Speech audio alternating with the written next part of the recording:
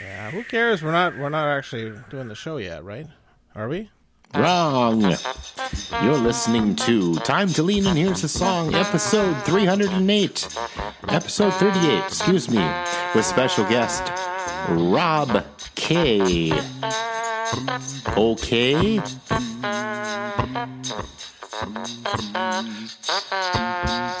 It's Rob.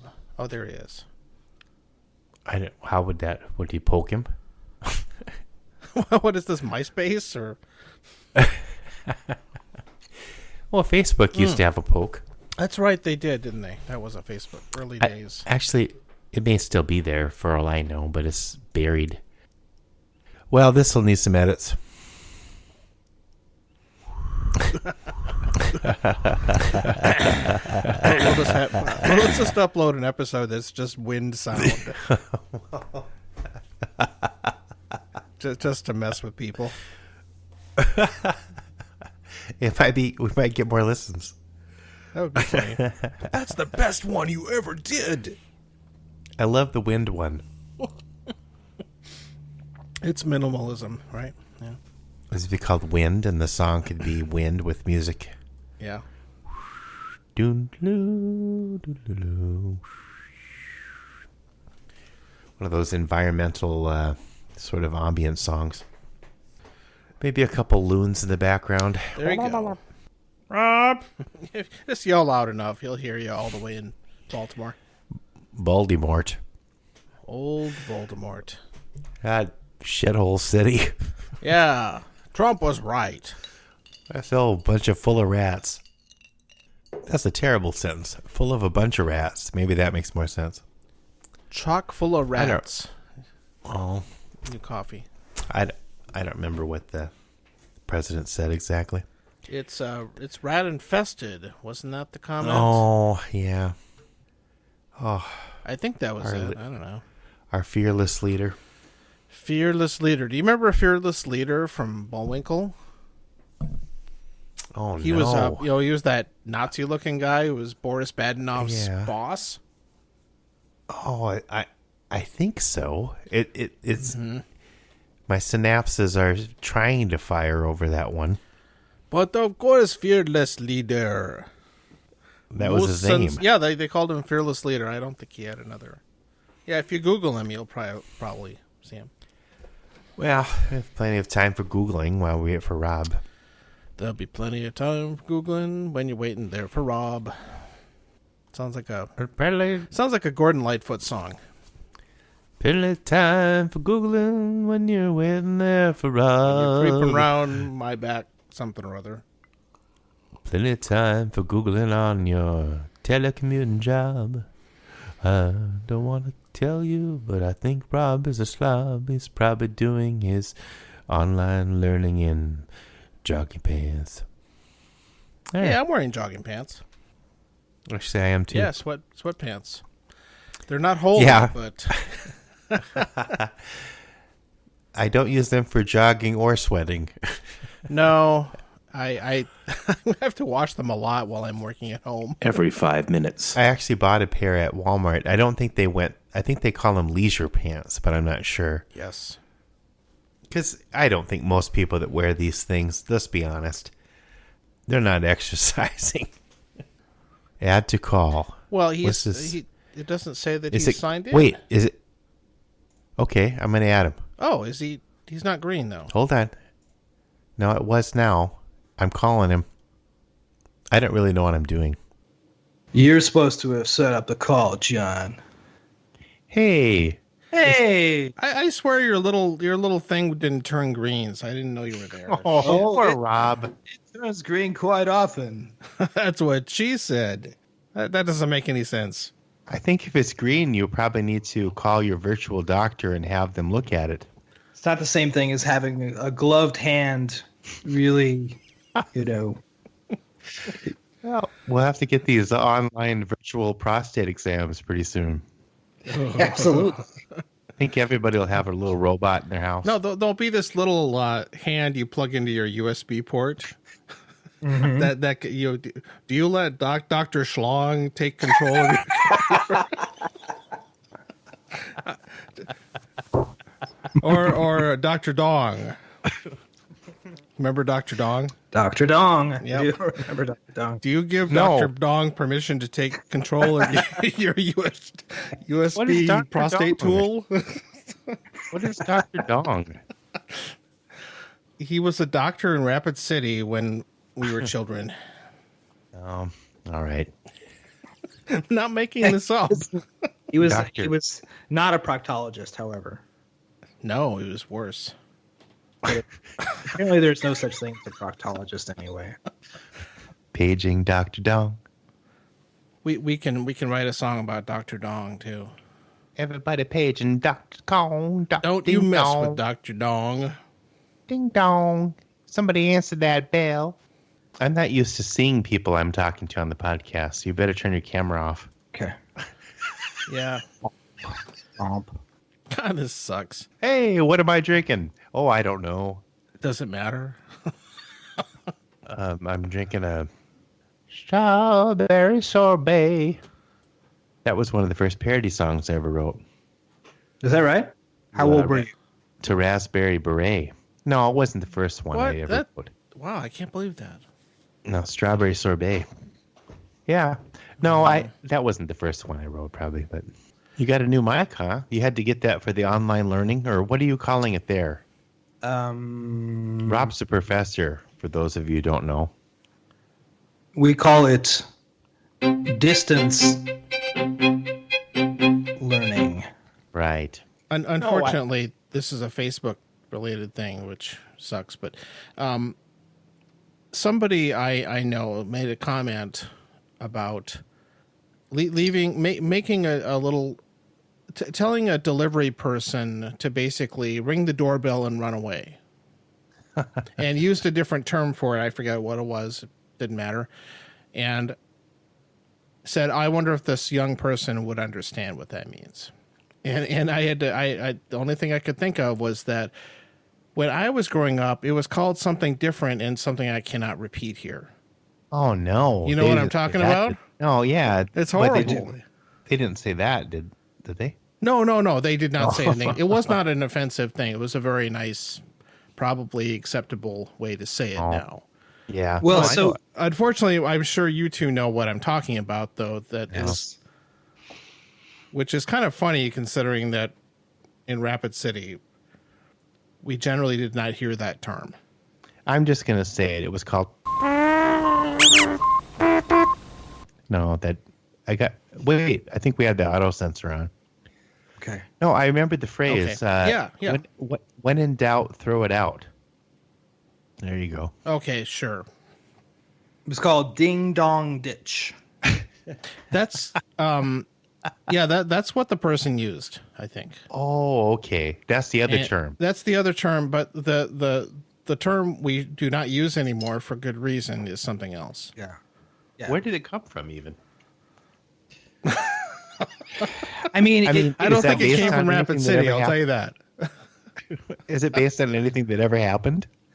it's something you include the offensive slur as a way of indicating that it's silly. So, for example, the fire drill, right? Remember that? Yeah. It used to be No, there used to be something called a that one's not ringing a bell. fire drill. What's it rhyme with? Well, I know what you're talking about, Rob. There was an ethnicity that was associated with it. Jewish. Yeah, Asian- it was Asian fire drill. Asian fire drill, and it was That's not what it was. which meant but- everybody gets out of the car, and Yeah. then gets back in randomly, and Okay. it's offensive. and that one I think So- held on a lot longer than the one I was thinking of.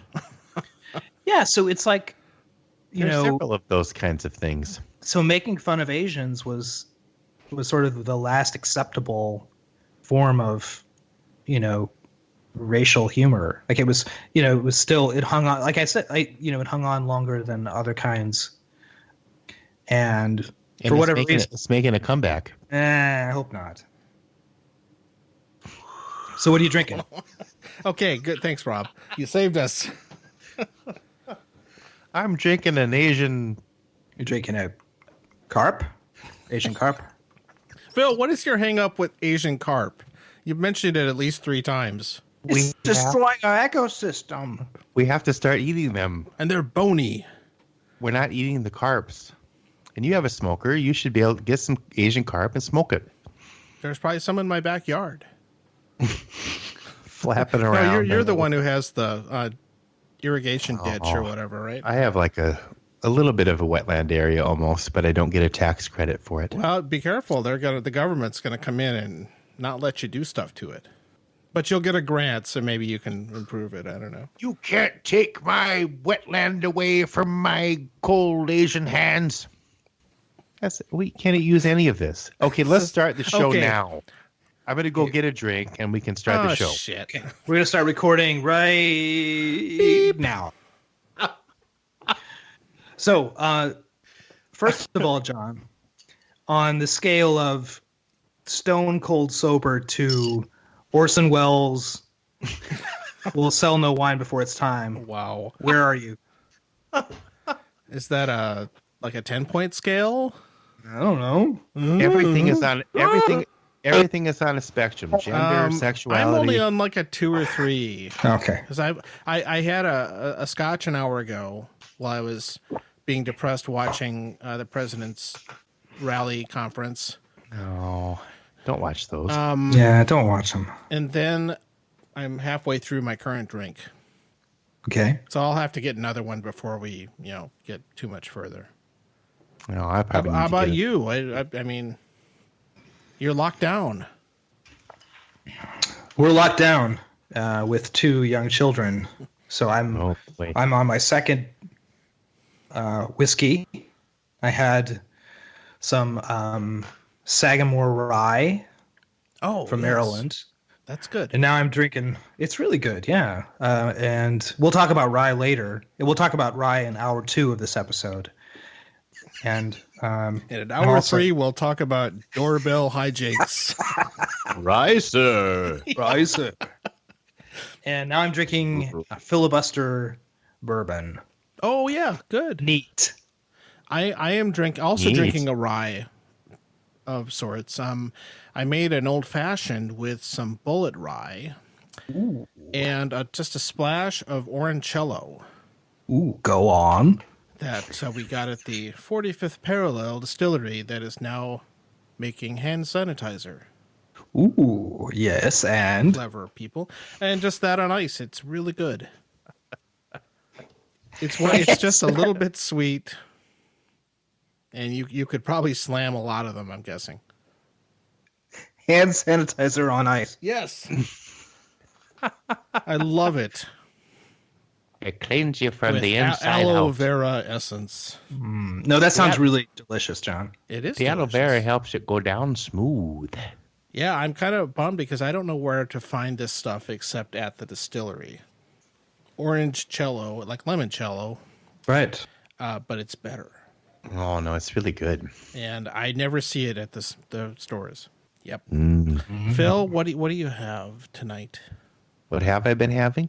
Well, what do you drink? You said earlier you did a round of G&Ts as a warm up.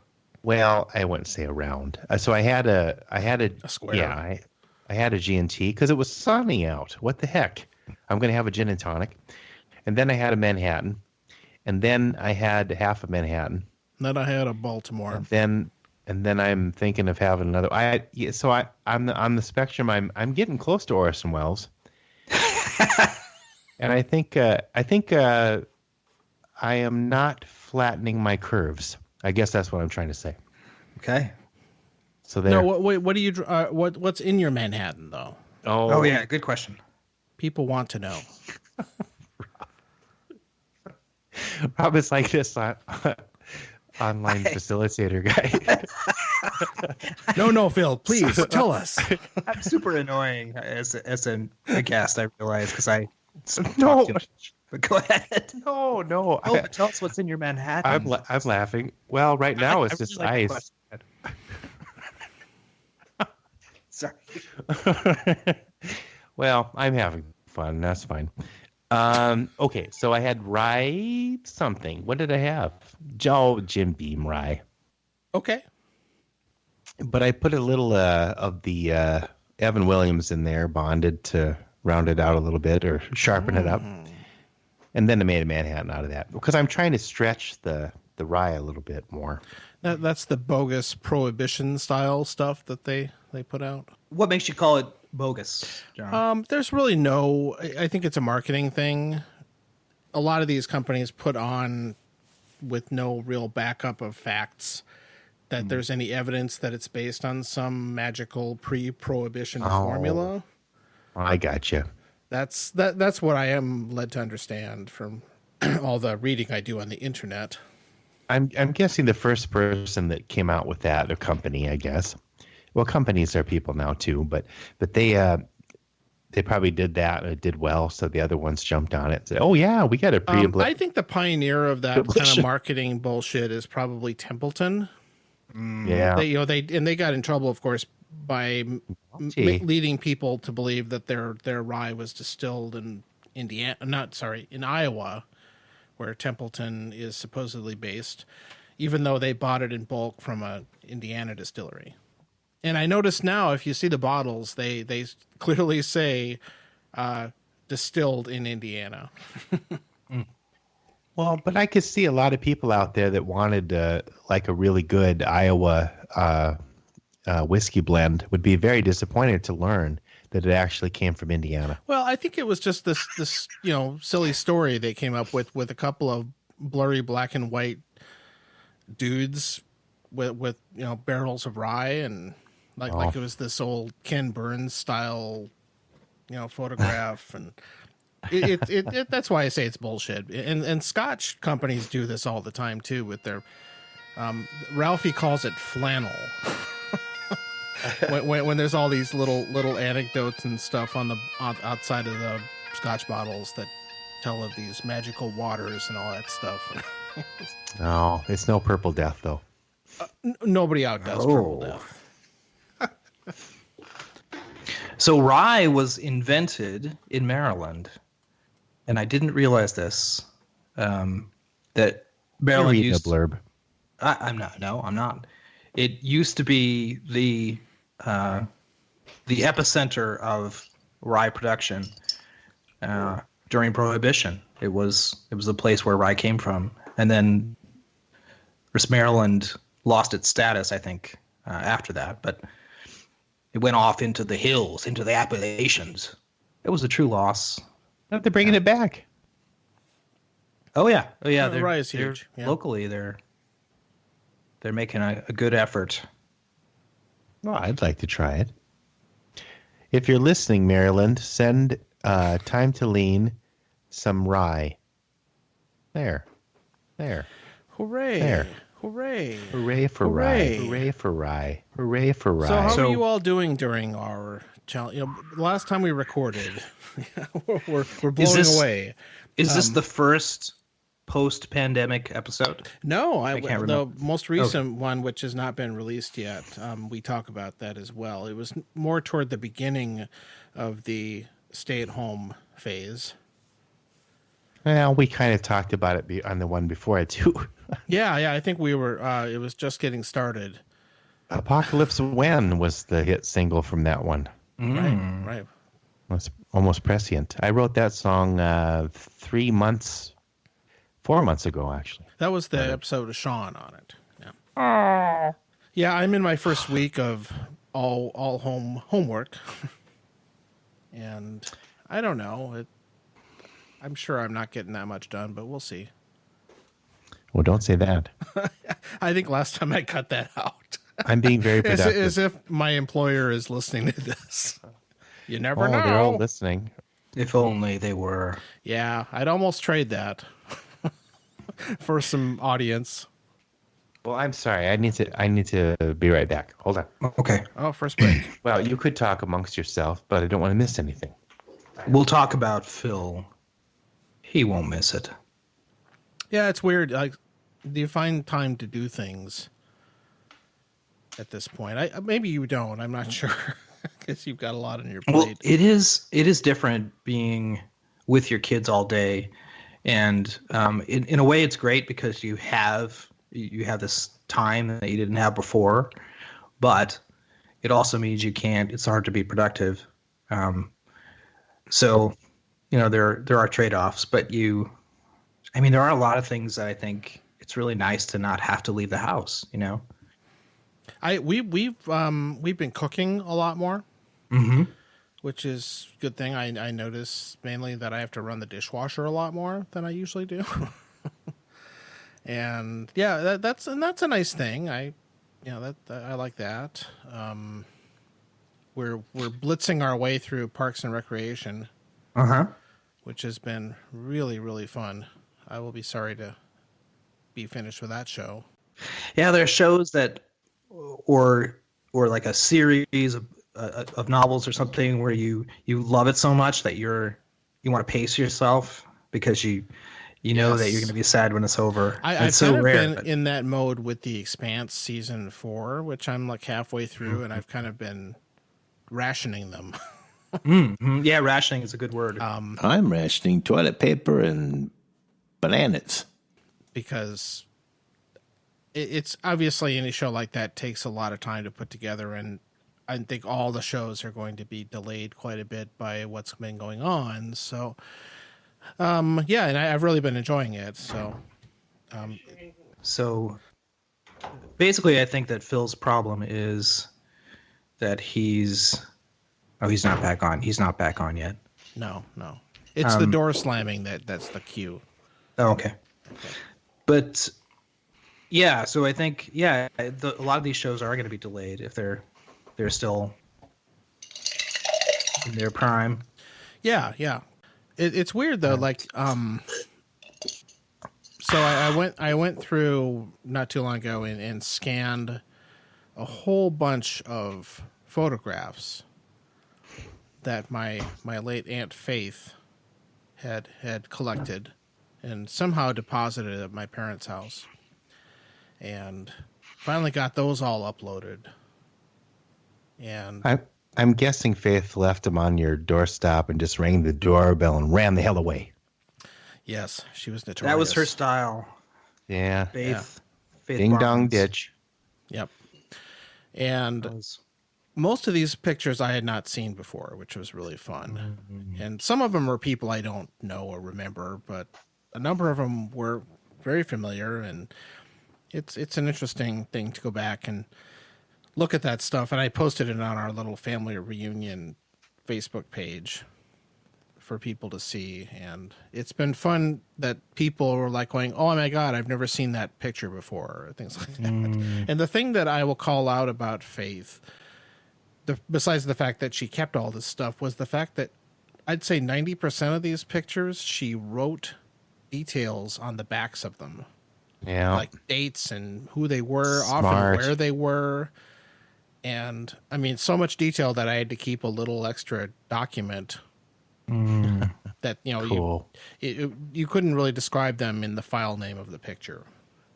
And so I really, really appreciated that, because there are so many of them. You can sort of guess, okay, that looks like the 70s or the 60s or whatever. And I think I remember what that old relative looks like, but I'm not sure. But most of them, she actually wrote it down.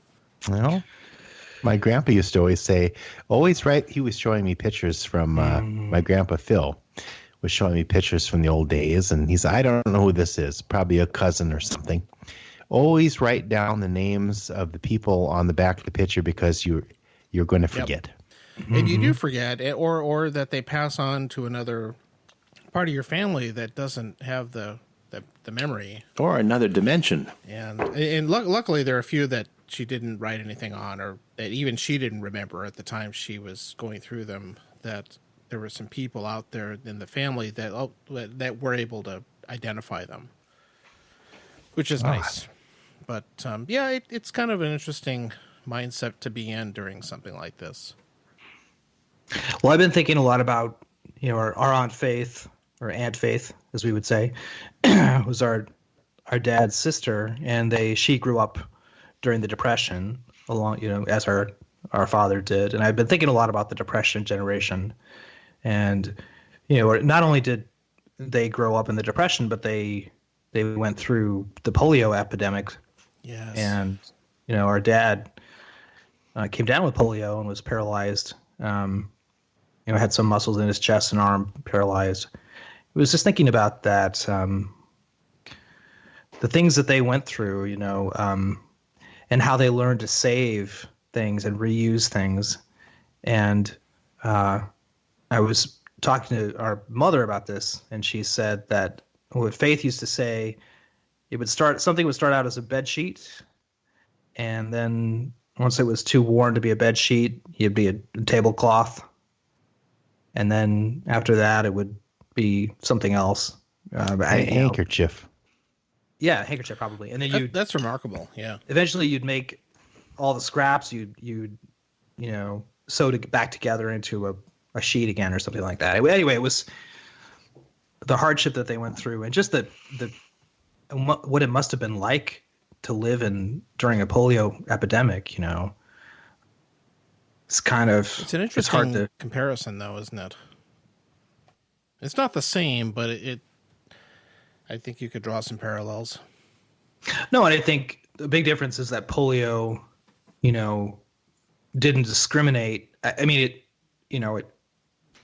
it hit kids and adults equally, and so it was very hard to have that disease that's disabling and killing kids. And unfortunately, COVID-19 is not an illness that affects most children, at least so far. Mm-hmm. Sorry, Phil. We're talking about COVID. I meant to be just talking about the depression and the way that and polio. That's all I meant. Now I'm depressed. And now we're all depressed. Hey, no, I don't think there's any way to avoid it. I mean, it's kind of a lot of what we're all thinking about now. Now, I'm not watching the news that much, but so Rob, the interesting thing, this is all that's right on, but our father didn't really have those tendencies that his sister Faith did. Well, that's because he got a younger wife. Yeah. Well, hey, no. He was not like that, and like I was talking to our mom about all the hoarding of groceries and stuff like that. Mm-hmm. About how, we can't find toilet paper and blah, blah, blah. And we were talking about how it's like when there's a big blizzard coming and everybody goes to the store and stocks up on stuff they think they might want to eat. And then, of course, they think of something during the blizzard that they would have rather had. But that's the way it goes. But my mom would do this, would go to the store like, I need to buy some stuff in case I want this. And she told me, your father he thought that was dumb, and just didn't care. Like, no, I'm not going to do that. I don't care. He didn't keep a lot of the stuff that Faith did, and all the thriftiness and making your own food and gardening, mm-hmm. and the canning, all that stuff. It's very stereotypical Depression era folk. Do sure, that my stuff. grandparents were like that too. Yes, the generation was pretty known for that, but my dad never seemed to have those tendencies, at least not during the years we knew him. And I wonder if his being a little younger, and kind of, he was talking about how he went up to the Boundary Waters with his friends, on this trip when he was in high school. They just took off, went to the Boundary Waters, they came back. And his family had moved into a different house, and That's so he right. had to go walk around the town. Well, try to he find was his gone. Family. Well, he was gone. They just moved because they were love moving that. all the time because it was the Depression. Yeah, and maybe he was so used to kind of living off the fat of the land that he just sort of, I'll whatever I have. And the other thing about him that apparently there was some point in his life where he had to live off of a can of like government provided peanut butter during those times, and later in life he hated peanut butter. He wouldn't touch it. He just never would, and because it's like, nope, that's how I lived on for that period of time, and I'd never want to eat this stuff again. And he seemed to reject a lot of that those things that were part of his youth. And again, it could have been the timing and all that, or it's just his personality. I think you're onto something there. Probably, I'm not a psychologist, but dispelling all of that stuff. Yeah, but different people have different ways of reacting to these things, and maybe we are in one of those things now. I don't know. Some people say we are. I don't know. Some kind of thing that's going to change us forever. Oh, we'll get back to consumerism pretty soon, I'm guessing. But the consumerism, as far as buying a lot of canned goods and toilet paper, I guess we're still buying stuff. But yeah, I actually found toilet paper this past weekend. Oh, I think it'll. Yeah, I did too. So well, I think we hit Costco on Saturday, and they had it. Although I noticed every single person in the store had a package of it, but they had not run out yet. So I got some more, whatever. And we had to go to, I think it was yesterday. We went to Target and another grocery store, and both of them were completely out of toilet paper still. Yeah, here in West St. Paul, it's, I don't know. We were getting pretty low, so I went around to a few stores, which kind of defeats the whole state. This was before the stay-at-home thing, but it kind of, or no, the shelter. No, we're not even shelter. We're in stay-at-home. We're in stay-at-home plus. Yeah, we're kind of shelter-in-place light. Yeah, you can go out to get food. Oh, absolutely. You can still be driving around. I will admit I'm getting a little buggy. I don't know if you guys started talking about this already, but I'm not really a telecommuting kind of person. And my position isn't really meant for that. I'm out in the field, or I'm reacting to emails or helping people customer service things. None of that stuff is happening now. So I'm organizing folders and online and revamping all the training documents and that sort of thing. And but I just got to get out of the house, so I'm walking around a lot, and I'm getting, there are good things about it. I'm seeing people that at a safe distance that I don't know, I've never seen before. I don't know where these people are coming from. Maybe people are the people in your neighborhood. Maybe people are going for a walk that normally wouldn't, or I don't know. But everybody's pretty friendly. Some people were playing some music on their porch, and that was. I said, well, they were singing. It was John. I almost said Jonathan Winters. No, John Denver. Yeah, the other guy, the other John song, and Country Home, that kind of song. Take Me Home. So then they were harmonizing. It was a husband and wife. And I said, well, let me know if you ever need a bass, from the street. And, oh, yeah, we need a bass. And I said, well, no, I thought you meant a string bass. No, or some subwoofers, yeah. No, they need you, John. They need you to help them play Country Home. No, they were talking about car thumping bass. No, they were talking about your kind of bass. No, that's the New Age church that's in my neighborhood that blasts music outside while they're handing out food to people. Well, yeah, they're handing out food to people. No, they get a pass on making too much noise. and we act like an old couple and we bitch about it. Of course, last summer they were doing some kind of a giant party in their parking lot, and I could feel the bass in my vibrating my windows. Wow! From 2 blocks away. I'm sorry. Fuck you. There was a car that would drive by every day about 3:30 or 4 that would.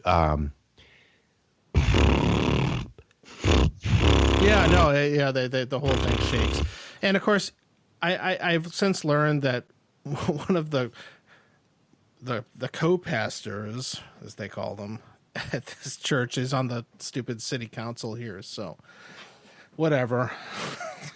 Oh, you better edit this out. Mm-hmm. Yeah. The city is gonna come after me. So, Rob, if you, I have a the lady across the street I was talking to. Well, I've started to talk to neighbors that I haven't talked to in a while. Part of it's because it's spring, or starting to be spring. Mm-hmm. But she's been a teacher in St. Paul for 30 years, and I think she's probably wishing she could retire right now because she's like, I have to make 72 videos. And I'm like, oh, God. And she's like, I'm not even the most technically inclined That's actually what her voice sounds like. So like 72 videos. God. Are you doing all that right now? No. So, but I have heard about elementary age kids some have a ton of work assigned to them. And our son, Rohan, he's in kindergarten, so he's not really getting this. But and I've heard complaints about the amount of work the teachers are assigning, and I think part of it may be that they feel like they need to show that they're doing, look, we're doing things, even though school's not in session. We're still, and so it becomes sort of overkill. Yeah. And more than is necessary, but they feel like in order to show that they're. So I think that's a big factor. I mean, in terms of the law school, we're just trying to get through the semester, and so I'm having class on Zoom, and that's it. I mean, we have discussion. I go through my PowerPoints, and I don't get fancy. When I try to get fancy, it fails every time. So it's not working. But I've seen. I mean, I've seen other law professors who've put together these, amazing 80s looking videos, and Wow. I don't know where you people have the time, but it's but I think there seems to be pressure on people on teachers to do all this work that's not necessary and the kids can't handle it. The kids are trying to deal with the disruption of their lives. Yeah, and their parents as well. Yeah. The elementary schools in our school district I don't know because I have older kids now, but it sounds more like, what's the word? Darn it. Enrichment. Thank you. Just kind of enrichment things. But now at my eldest, April's high school, what they're doing is they're not trying to do every class every hour. They're having the first 3 periods are Monday, Wednesday, and Friday, and the last half are Tuesday and Thursday or something like that. Mm-hmm. So they'll have a little bit longer classes, I guess. So I thought that was more interesting, I guess. A different way to look at it. The teacher across the street was envious of that. Well, so much of school is social and socialization. And it makes me realize this, even high school. I mean, I realize that you need to be able to write an essay or a paper or whatever and learn fundamental things. But still, a lot of it is just about figuring out how to be a person, and sure, you're learning a lot of things that aren't in classes. Yeah, and I think a lot of teachers have been thrown into this very suddenly and without enough preparation. By necessity, I'm not blaming anybody for that, but it's very, very tough. Phil, when is what grade is April in now? Did I tell you that my eldest is trans? Did I ever tell you that? Well, we haven't talked about it, but Oh, that's okay. I've picked up on it it's one of those things where I know more about you than I ever knew before because of the podcast. So it's kind of weird. I've had all these conversations with you that So much for the introvert. Know, yeah. But I haven't really mentioned that on the podcast before, but she's a trans girl and she's 16, and so there's that whole thing on top of the high school thing. But I don't know. She seems to be doing well, so I'm really glad to hear it. She is a natural introvert, so I don't think my children have been that affected that much yet. They're still on this extended spring break though, so school will be different starting next week. But do they socialize, through they use Zoom or what? No. Well, she mostly connects to people on Discord. Okay. But But also she has a Minecraft server and stuff like that. And so Yeah, there's all these different side things that kids don't use Facebook really. So no. that's why I was always surprised to see that my niece Faith, who's the same age, actually does post on Facebook every so often. Although I don't think she's really talking to a lot of her friends there. No, I don't think that's where her main engagement is. I have a feeling that it's elsewhere. Well, they're yeah. all on Instagram and Discord and different things. But my youngest daughter's probably more on Instagram, I guess, than Discord. But Well, so on Instagram, it's mostly pictures. So how does she communicate by holding up little written signs? Thank you for asking that question, John, because I've always wondered. I know. How do people actually communicate on Instagram? No, I know you kind can of make chat function. comments. Like so I have this thing on Instagram that I only post pictures Your of my base stuff? base on gigs. Mm-hmm. Otherwise I don't use it. But so what some people do, I notice, because people follow that for some reason, and then I follow them back and I see their posts and they actually make little comments and everything, but it doesn't really seem like much of a dialogue intensive medium to me. I think there's a chat function too, but I'm not sure because so there were a bunch of young gals over here one day, and they were all on Instagram. They were having some kind of Instagram party. And I don't know how that works, but there must be some kind of chat or something function. I guess I'll have to ask one of the kids. Them young people. But they're still socializing. It's just that was one thing I remember talking to somebody. I was like, I don't know, when I was a kid, I'd go outside and walk a few blocks and hang out with kids, but it just seemed, I guess I was maybe more concerned than I needed to be that my kids weren't doing that, but they're socializing in a different way. They're getting, I just can't, to me, but it's just the way I am. I just can't imagine that you get the same sort of connection, even 6 feet away, in real life that you in person, I guess, than online. But I don't know. We've had some fun conversations on the podcast, so I don't know. I also think, though, depending on the kid, of course, a lot of them are right now missing out on things in their schools, like their band or sports programs or other things that they do. A lot of them were probably going to do plays and other things that are not going to happen now, and that's that leaves a big hole in a lot of kids' lives, I think. Well, I'm trying to figure out. My youngest daughter is Adeline is in orchestra in middle school, and I'm wondering how that's going to work out. I mean, they've done. Yeah, what do they do? They can still do their tests and stuff. Like, okay, do the D whatever, but and then make a recording of it, and the teacher can review it. But that's not the same thing as obviously a lot of private instruction is going on via video conferencing. But how do all these things that rely on ensembles and things like that? They're just not going to happen until we can reconvene, basically. I didn't think about an orchestra class. I guess I was preoccupied. Yeah, I'll have to ask one of my siblings who teach that stuff on what they're doing and how they're compensating for not having them all in the same room.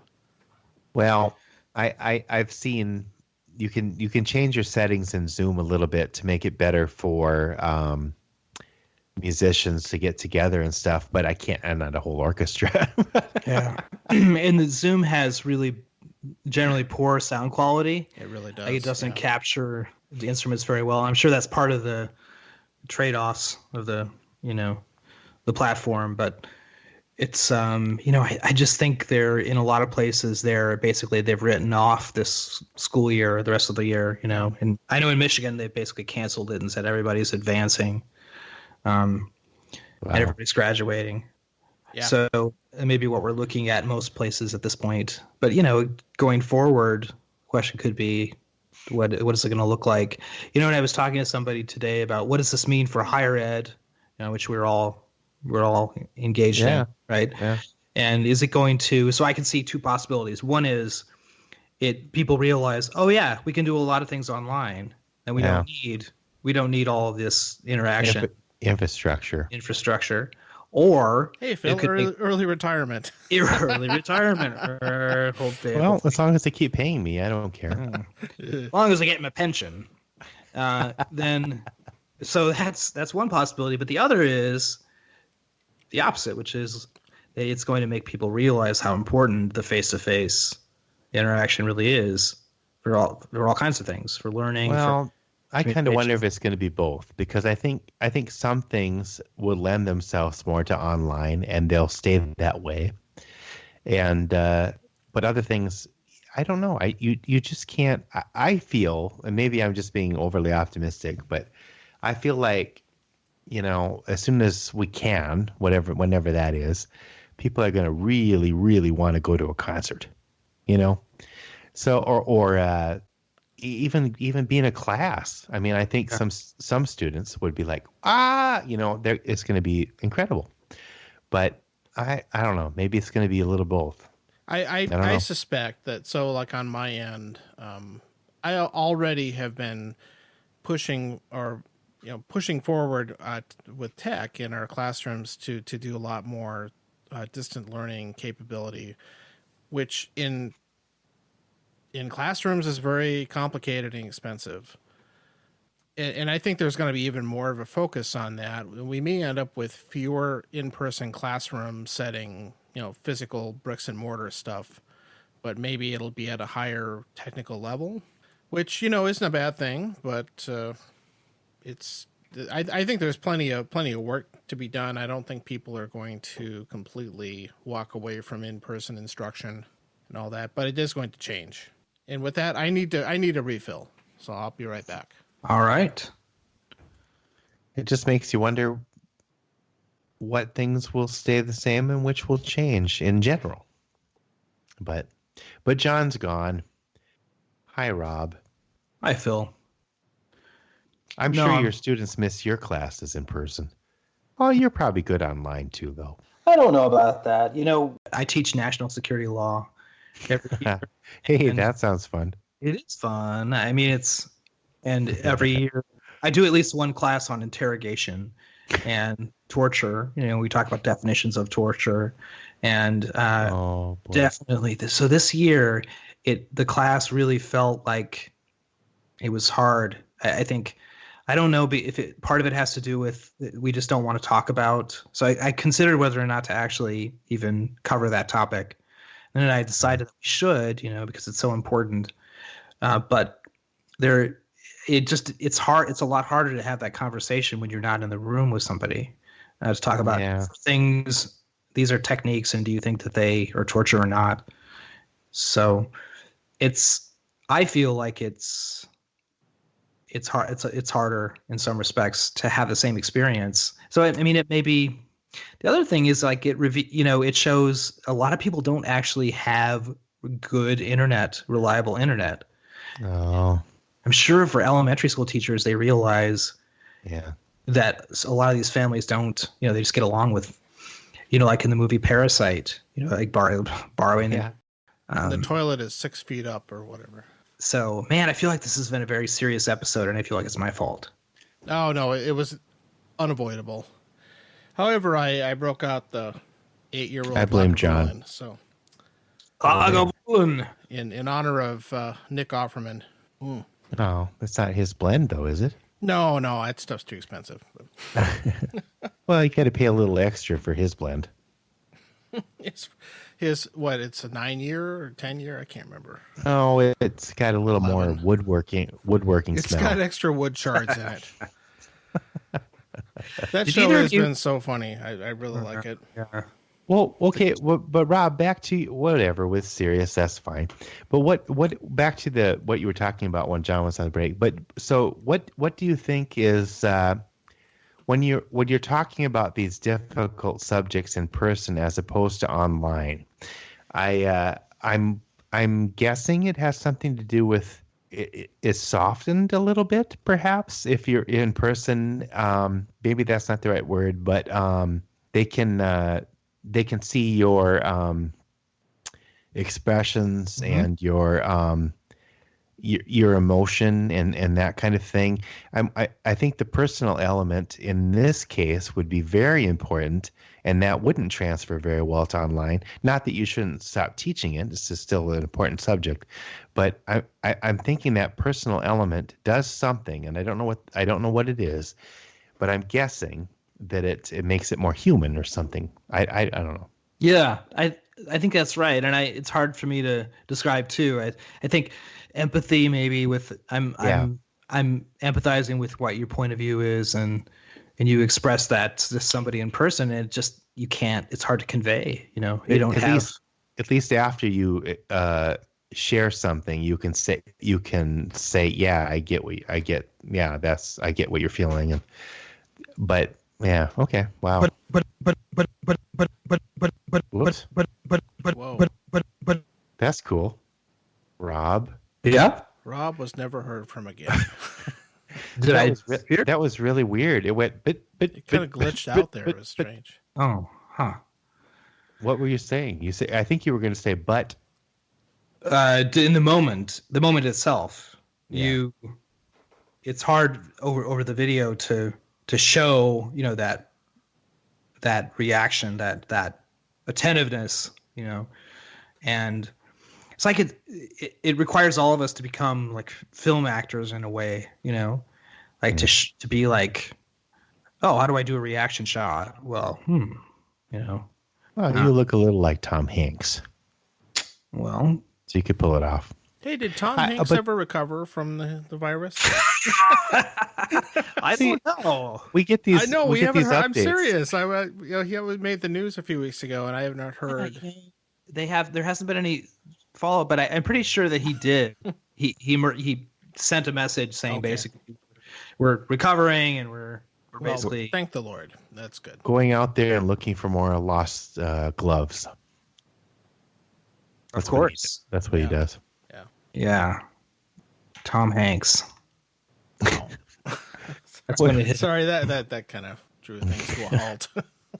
So I have an unrelated question. That's nothing to do with COVID-19. Oh, no. This is COVID only. Sorry. COVID you guys only. In your COVID club. Or is it a COVID coven? Oh, that's hilarious. No. Okay, we can talk about the depression. No, I'm not talking about a fucking depression. We're going to talk about polio. Yes, Ken Burns' original series, Polio. Why doesn't he do a documentary on oleo? Oleo margarine? Oleo margarine. Actually, that might be an interesting documentary about how they make that stuff.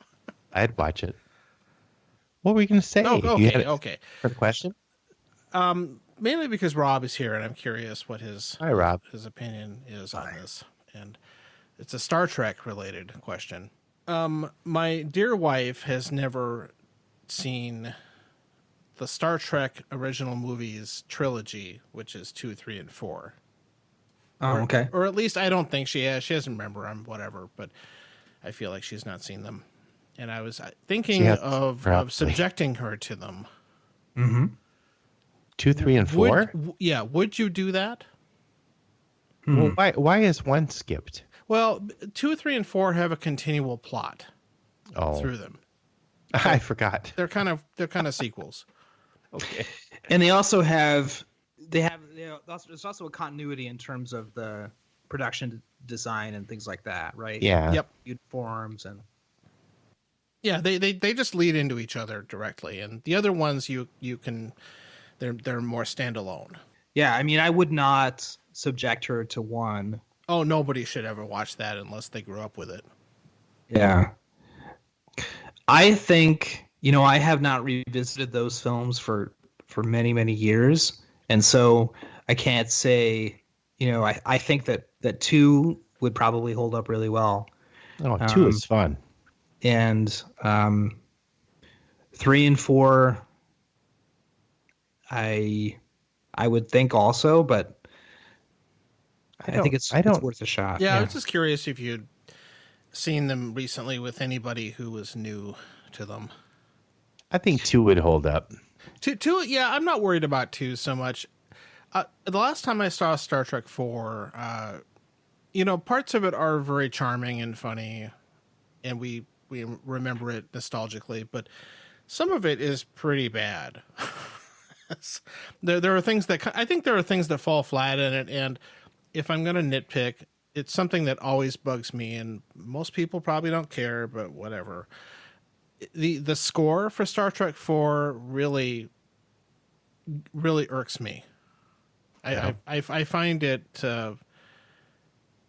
over the top in a bad way that the other ones are not. And it's a different composer than 2 and 3. James Horner did 2 and 3, and his are kind of similar. It's typical James Horner, but a guy named Leonard Rosenman did number 4, and it's kind of this. It's almost an old Hollywood-esque style with lots of brass in it. There's tubas. Here's the whale. Things like that. And it's just, it really bugs me, and if I find it distracting in a movie like that.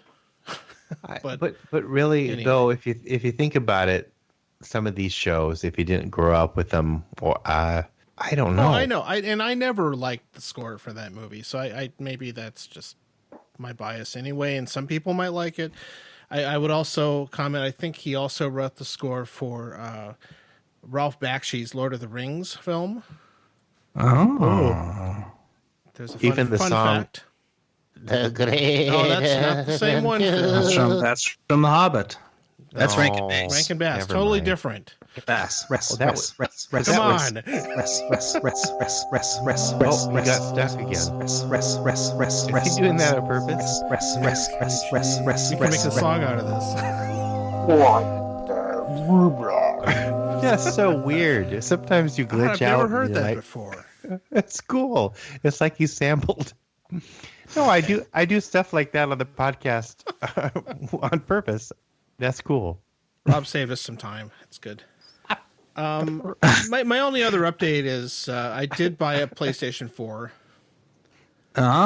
So why PlayStation? Oh, okay. Good Yeah, question. why not? Why not Good Nintendo? question. A Wii. Wii. I don't know that it would hook up to my TV because they're so old. We have a Wii. No, I never got into the Wii. The question I think Phil was obliquely trying to get to was why not a Switch, the current Nintendo system. I don't know what I'm trying to get to. You and your obliqueness. I just wanted to use that word. I'm sorry. Oblique Navidad. Da, da, da, da. Da-da-da-da-da. That's the song for this episode. Oblique Navidad. There you go. Or that's at least the title of the episode. Yeah. Okay. No, I thought about the Switch. Something came out of it. There was Yeah. a certain couple of games I wanted to play on the PS4, and its price is pretty low. And Well, what's the name of that game series that you like on that? I had never heard of it. this one's called Uncharted. Yeah. I It's originally like played a- it many years ago on the PlayStation 3 when I owned one years ago. And it's kind of this adventure series that's this pseudo Indiana Jones character, except it's modern day, and it has a fun storyline. You get to run around and do stuff, and I remember it being pretty good. And they made sequels to it, and you can get the whole series for like $20 or something. I thought it'd be fun time waster during this period of time, and plus there's also a really good pinball simulator that's available for this console. And the important part of this one is that the version that you can get on disc has a lot of the really good pinball machines like Star Trek The Next Generation and Medieval Madness and some of the really good ones. And the version that's available to download now does not include those because the company that originally put these out lost the rights to them. And so, assholes. yeah, but if you have the disc, you can play them. And Oh. I know from playing a previous version that they're really quite realistic and they have all the original sounds in them and stuff. And just those kind of things sounded like fun. And there's a couple of fantasy related games that I've been wanting to check out. And Black Knight 2000? no, fantasy, like, RPG. No, I'm style saying games. on pinball. I'm saying pinball. I don't know for sure. I'll have to check when it Oh, you got to get a eventually Black arrives. Knight. Yeah. Oh, that was the ultimate. And of course, before I bought any of these games besides the pinball simulator, I had to do some research. Is there an easy mode? Because some of these games, the modern console games, are so complex and the combat is so twitchy and everything. You really have to have fast reflexes to even get through them. I don't know. How many buttons are on the... See, that was the thing. The new controllers have a shit ton of buttons. I can't get behind that. That's terrifying to me. I don't know what the fear of buttons on a joystick is, but it's not to be confused with the fear of buttons on clothing, which is compoundophobia. It is, yeah. So that's why I researched, and these things, the games I did buy have basically For one older of them. people. One of them is like easy story only mode. So basically, you don't have to do much to stay alive, and you can get through the whole game if you want to see all the stuff in it. Oh, okay. Well, I don't have the attention span I used to have for video games. I've tried to replay some of the old games. Oh, well, some of them are like the old. You remember in college we used to waste entire 12-hour cycles overnight playing Mega Man 2 Yeah. and some of these other ones, and boy, I Mega Man 2 is really fucking hard. Now, my brothers and I would, trade off, but I was, okay, it's the penguin guy, you go, or whatever. I don't And know. they're unforgiving. Like you have to start the whole thing over again if you lose, or if you hit it exactly the wrong way. I just can't do that anymore. Well, that's why the modern games have a lot more support. You can play them in easy mode, and you can save them all the time and stuff like that. So I figure for an old person, they're going to be a lot easier. and quite frankly, video games look pretty amazing now. There's a lot of cool stuff on them, so I kind of want to explore a little bit of that at least. Well, I think many of us are going through real life things that don't have an easy mode, and if you want a diversion, I think that No, they're a good escape, and I wanted to do that without trying to get into an online style game where you play with other people, because long term I'm not going to be doing this. Really, this is kind of a blip. it's I a new probably, career. I'll get back to having things to do outside of my home eventually. So, No, I think you need to get one of that those was my Twitch thought. channels. Get a Twitch channel and have a video of you I'll playing get a video headset, games. and I will. It'll be the old person playing video games on easy mode channel. I have a funny feeling that the kids would dig that. I think that would be pretty funny. Yeah, and then I can drink scotch while I'm playing and and teach the kids about scotch. mutter This things is from about like non-chill filtered. I don't know. You might be onto something. I could retire making money on that. You can make dozens of dollars, I'm sure. Exactly. Of course, I haven't touched it yet either. Well, that's the thing. I Sad. can't. Technically, I have more free time, but I'm really distracted. Yeah. It's not like I'm watching the news all the time, because I don't. But I am. even under the best of circumstances, I'm not good at focusing. But even I pick up a book and I'm like, I just can't. I don't even know if I could play a video game right now. I'm all over the place. I'm going crazy, man. I don't feel know, the same way. You should download Civ 5 and give it a try though. It's low stress enough. Maybe you could just get into it. I looked at that on Steam, and it's not $5. What are you talking? It's $30. It's 30. Oh, wait for it. They'll put it on sale. Wait for a sale. Civ 5 is $30. They have a Civ 5 Warlords for $5, but I think that's just a. Well, they sell all attachment these or- add-ons.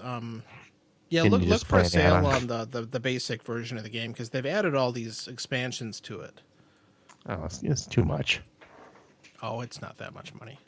No, I meant all these expansions. I think I paid $60 for it when it came out, and it puts a little running total on the Steam app that tells you how many hours you've spent playing it, and boy, that is a fucking bargain. I don't want to say how many hours that is. It's pretty bad. In my youth, when I would start a game of Civ, 9 o'clock, And then I would see the sun coming up. Yep. Of course that could never happen now, but Yeah. youth is wasted on the young. Yeah. Civ. I am longing for something that I can immerse myself in that'll make me forget. I like to immerse myself in Jello.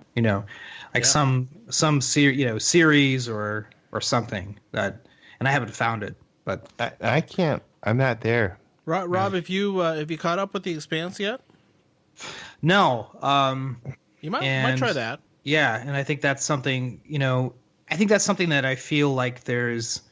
I've been really struggling with Westworld right now because I got a feeling that they're doing a Lost.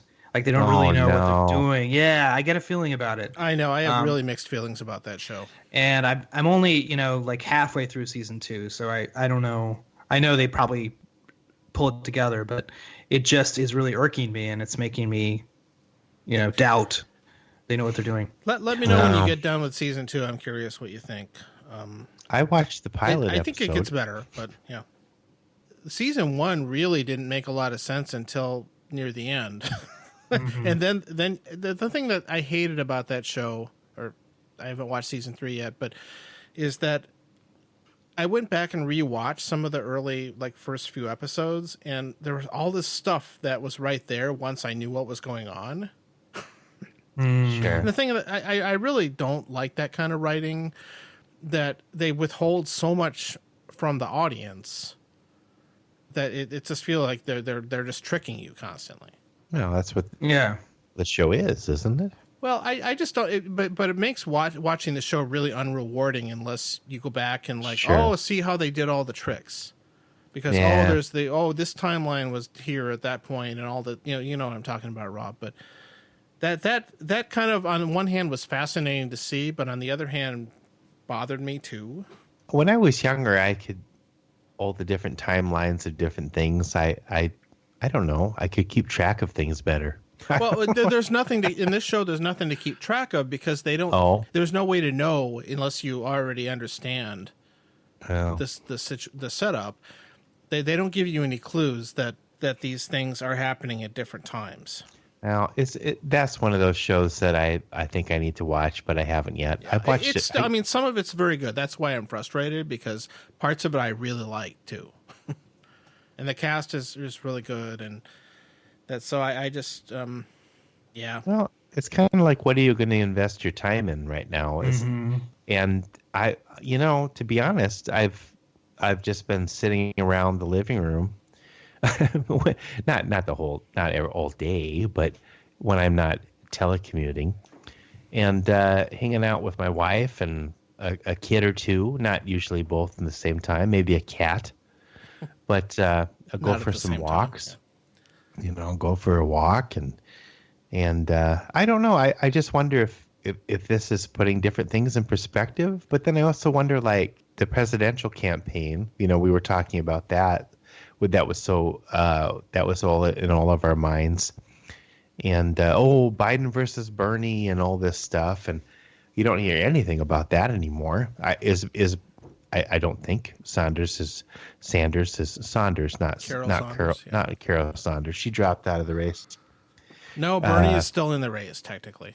But I don't know why. But whatever. But Phil, I would say before we leave the show topic thing real quick. Yeah. If you're gonna check out any of those things, I would actually watch Watchmen before you watch Westworld. I think it's better, and it's a lot less of a time commitment, and I think it's a much more satisfying show. Okay. I do have a huge nostalgic connection to the movie Westworld, but I know that's not the same thing. Right. I'm actually also reading a book about the film director Frank Capra. In case you're wondering, Frank Capra did not direct Westworld. Which has been really interesting. It's kind of a it basically makes him sound like a real mess. So Capra seems like the way that I see him now is, and this is not based on careful study or anything, is that he's somebody who started off as a good guy and kind of went bad. Is that too harsh? I think that Bad and how? Well, that he started off as basically as somebody who is a new dealer who is really all about the common person, Bernie common Sanders. man. And then he sort of late in life he became kind of crotchety conservative. I think Russell. One of the things, and I haven't finished the book yet, but I've made it through the parts where the biographer goes into his upbringing, and the angle on this book is that it's a biography of Capra's life, but it's also a comparison to Capra's autobiography, which is known to have lots of fabrications in it. Mine will. He wrote it in the 1970s or something like that. And, the thing that I would the short version is that Capra, who was an immigrant family, Italian immigrant family, came up from nothing and did a lot of great things. I mean, I don't want to completely dismiss him, but the thing that's I find interesting is how he his movies about the underclass or poor people or people struggling and all that stuff that Rob mentioned has some really interesting psychology in his own upbringing that very much it comes from a resentment of them because of how he grew up and his family and other things like that. He has a lot of psychological baggage to do with his parents and his upbringing that have these weird subtexts in his movies. Some of it, I think, it depends on how you want to read his movies too, because I know there are ways you can read movies like Mr. Smith and You Can't Take It With You and some of these other ones that are generally considered fairly populist in that there's almost a contempt for poor people in them. And the ultimate one, of course, is probably Lost Horizon, which is kind of a fascinating movie politically in its own way. But I think that he's a really complicated character, and he embellished and said and did things that were a lot of to do with his own conflicts and family issues and stuff like that. No, it's interesting, and I'm not basing that on what I said. I'm not basing on his movies really, because I sort of don't know of what he did after the 40s, and so that was kind of the end. He probably kept working, but he has a populist streak in him. But I think later on in life, and that it sort of follows the trajectory of a lot of immigrant communities where they started off as being part of the New Deal coalition, the Irish immigrants, Italian immigrants, and then once they became prosperous and they moved out to Long Island or New Jersey or whatever, they became Republicans, right? And so there was a whole other batch of immigrants that were trying to take their jobs. Well, I think with Capra, I get at least from this author's writing, I come away with it thinking that in a way Capra was always a Republican, just that it was under the surface somewhere, but there's clues and the way that he deeply resented his roots and was always like I'm better than these people are. I never got that impression though. I don't know how many movies of his I've ever watched, but so did he kind of go from a nostalgic kind of bent to something else, or what? He was always that way, but it was just more buried. I think it was definitely more buried. A lot of his movies have the immigrants or poor people are in one way sympathetic, but also, they have to be redeemed kind of by other forces or rich people or whatever, things like that. And as far as Good his, luck with that. yeah, you know, it's kind of a classic makeup. Like it's the way that there's a lot of somewhat racist filmmaking where there's the, you know, like blacks would exist in movies to help out white people and stuff like that. And the Magic Negro is the the one that always comes up as a Yeah. thing And then like there's, that. and then more recently there's the white savior, like Exactly. Yeah. in Hidden Figures, where Kevin Costner's Yep. the hero who, you know, you can use the white restroom, you know, Yeah. Thank you. That agency, and or lack it's of it.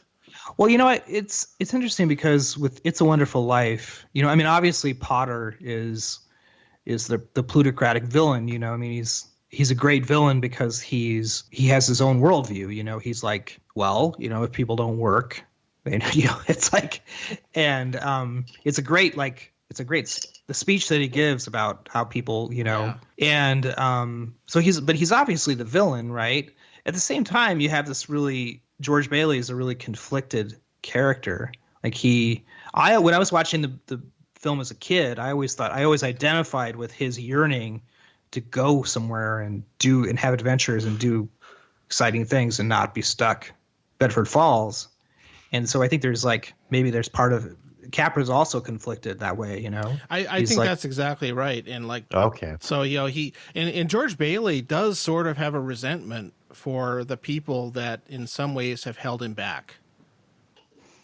And that's a theme in the movie. And I think if you take Potter as a character outside of like Lionel Barrymore's performance, for example, and if you just read it as the text, he actually is a lot more sympathetic because what he says is sometimes right. and there's this really funny article I read years ago from a reviewer that said that I always thought it would be fascinating to see It's a Wonderful Life retold from Mr. Potter's point of view. Yeah.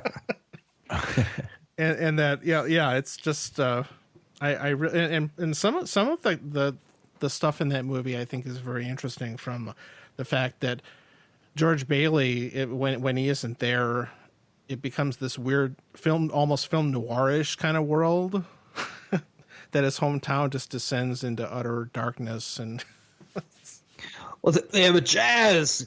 Yeah. George Bailey, if you'd never lived, there would be jazz. It'd be jazz and the strip clubs and.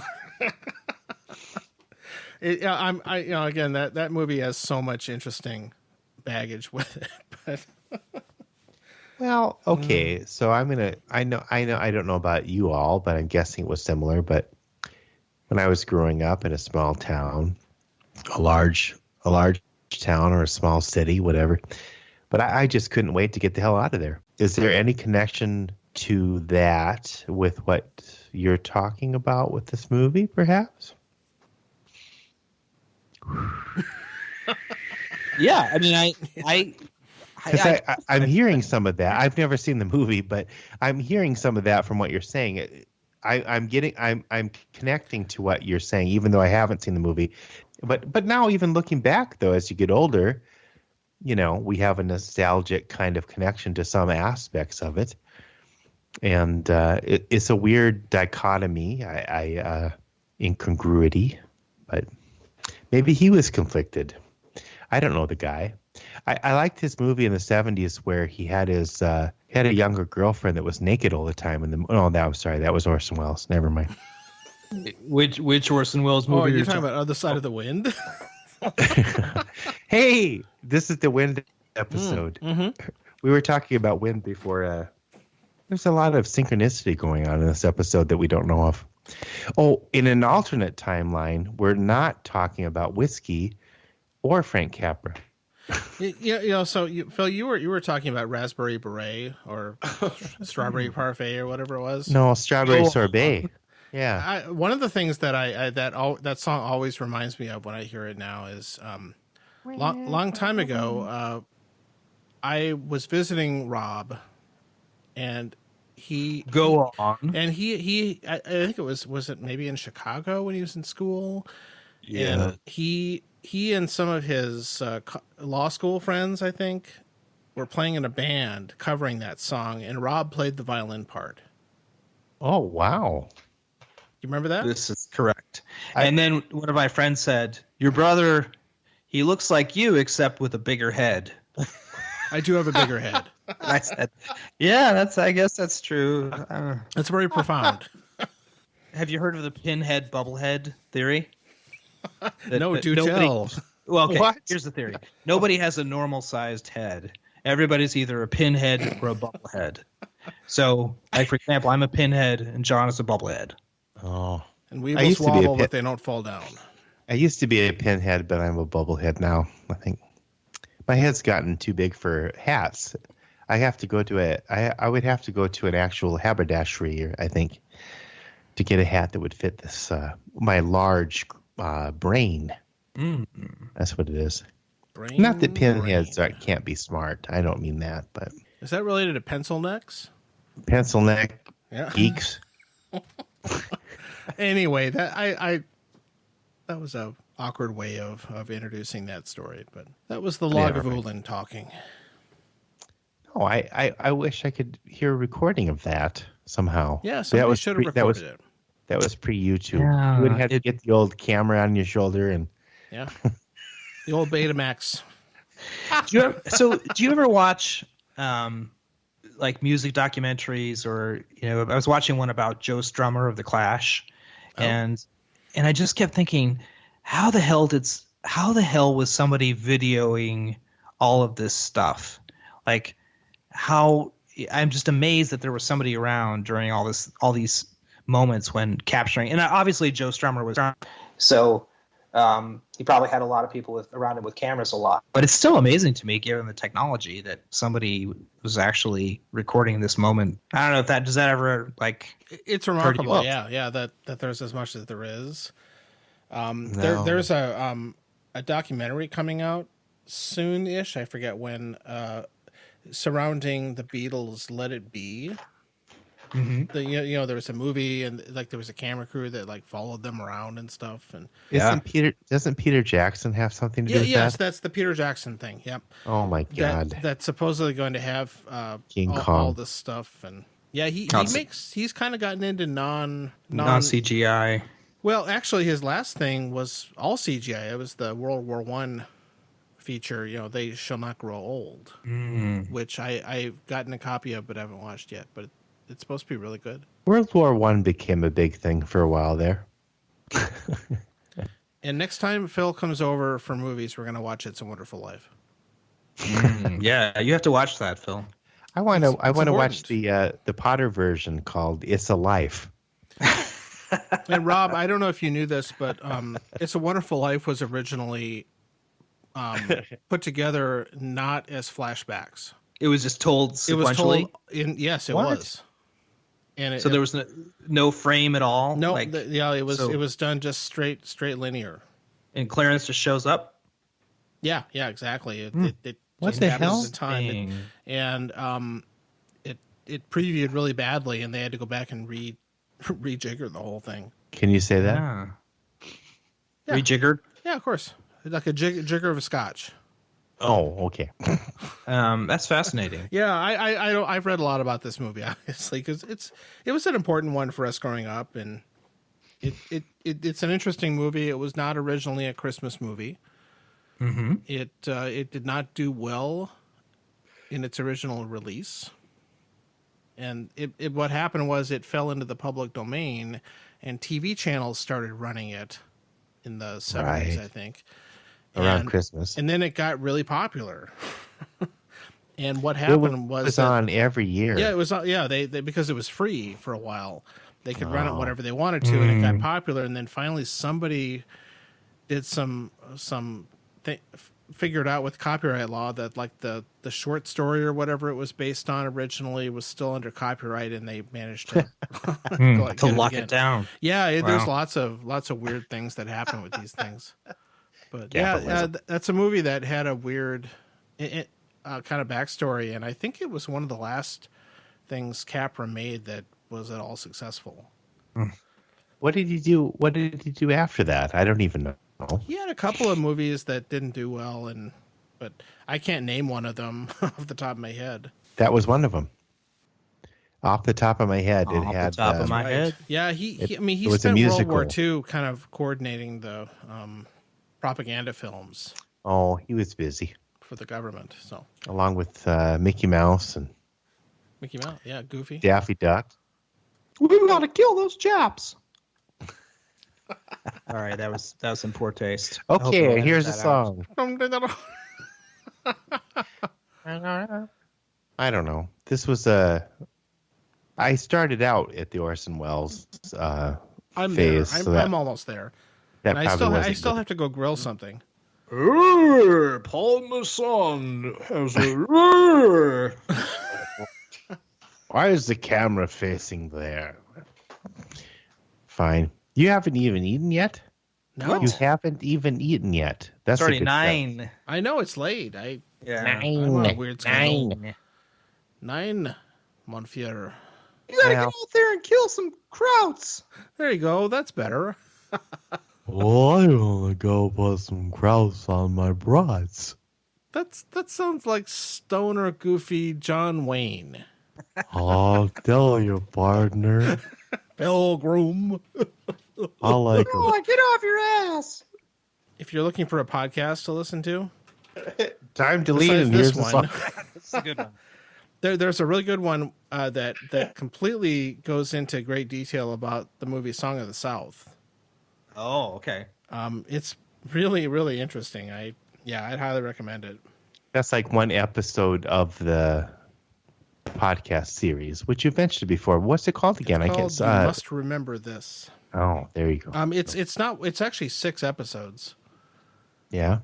devoted to that film. Wait, there's 6. They have 6 podcast episodes devoted to Song of the South. They do a subject per season. Wait, so there's a whole season on Song of the South. Yes. Do they have a song every time? No, they don't do a song. Well, there already are songs. It's the truth. It is factual. Actual. Everything is homosexual. Everything is. Satisfactual. Oh, everything is sexual. Oh, I You gotta go out there and safe. kill those. Careful. And we've come full circle to my comment about ringing doorbells. Oh, no. No, we have not. We have not gone there. I've seen a We've doorbell gone fly. there. My wife is looking at me like I'm completely gone. I have to make a recommendation since we're doing that. Please. I listened to the audiobook of David Byrne, his book How Music Works, I've heard of this, and yes. Wow. it's fantastic. Okay. You really need to read it or listen to it. It's amazing. I'm writing it down. What was it called again? It's called How Music Works I don't by know. David Byrne. I'll And remember when we do the editing. yeah, Yeah, It's well, worth it. he's cool, yeah. I feel like I learned so much from that book. but not even just about music. Yeah, it's not even. I mean, he talks about the Talking Heads, but he goes into the history of recording, and his whole thesis is that the recording technology and the venues where music is performed really just determine what music is like. So he's like, it completely shapes the music, that much more than we realize. So Well, he yeah, talks he about was- lots. Yeah, He was all a CBGB guy. right. Yeah, he talks about CBGB a lot and like how that. I could see that. Yeah, about how the way that the Talking Heads developed had a lot to do with the layout and the acoustics of CBGBs, and then he talks about a lot of other musical genres and things like that too. So it's pretty Okay. impressive. Cool. Oh, I'll definitely check that out. Okay, fine. Thanks, Rob. All right, thanks guys. Now Rob's joined the two-timer club. I'm a two-timer. Good night. Don't forget to kill those I want that to be Crowds. the narrator somehow. axes. Evil axes. Just record a bunch of that kind of stuff, and I'll put it in as the narrator. Okay. Bye bye. Good night.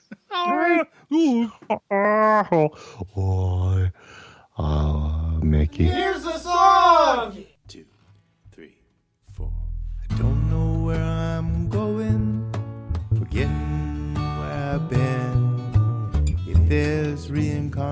question, would I come back again? If we could still be together, two birds of a feather. Hey, it's a life. We can't leave the house, and there's nowhere to go. Our car's in the driveway, entombed beneath the snow.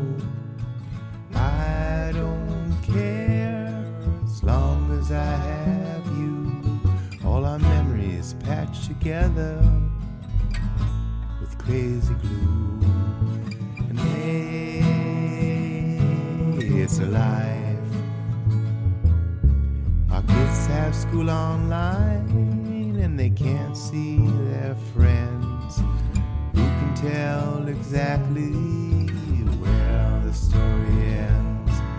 If it does, but maybe it will just go on and on.